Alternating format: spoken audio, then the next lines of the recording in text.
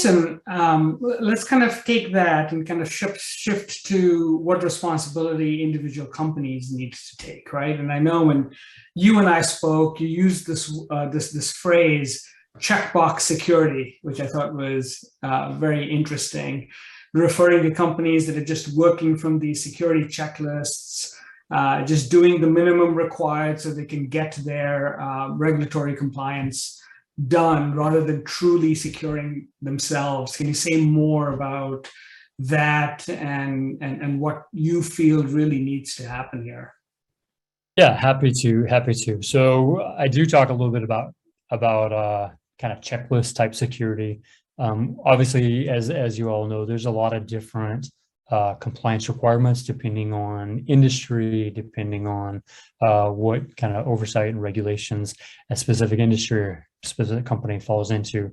So when I talk about compliance, checklist, security, it obviously is different from organization to organization. But we certainly see the reason behind regulation makes a ton of sense, right? Put in some, or at least I think at a high level makes sense, put in some guidelines that are should be applied to everybody in a specific industry, and then some sort of mandate, say, hey, like this is a minimum, this is the bar, this is the minimum that these organizations need to be able to have to know that there's at least a minimum level of due care and protection there.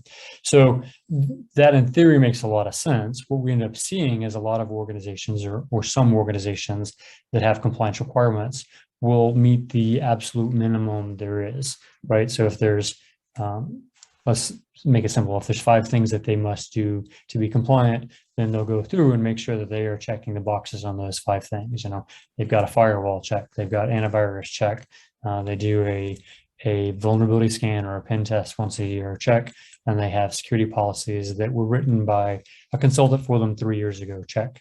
So all those things are good and are great starts, but it doesn't really capture the essence of the need to protect the environment. Security really is in a lot of ways it's a mindset more than just following some checkboxes. So we certainly see that, and you know, I don't want to discourage folks from, if you're at the point of kind of your security maturity model where you are simply hitting the basics in the checkbox because you're just getting started, that is a great step. But it is important to look beyond that and really look at what the risks are to your organization and what your specific areas of potential attack are, what your potential risk is based on the either the services or the technology that you have in use, and make sure that you're really then implementing the right protection mechanisms, the right risk mitigation tools for your environment. So again, I say that, you know, compliance is absolutely a good start, but it's often not enough to really provide the level of protection needed. Got it.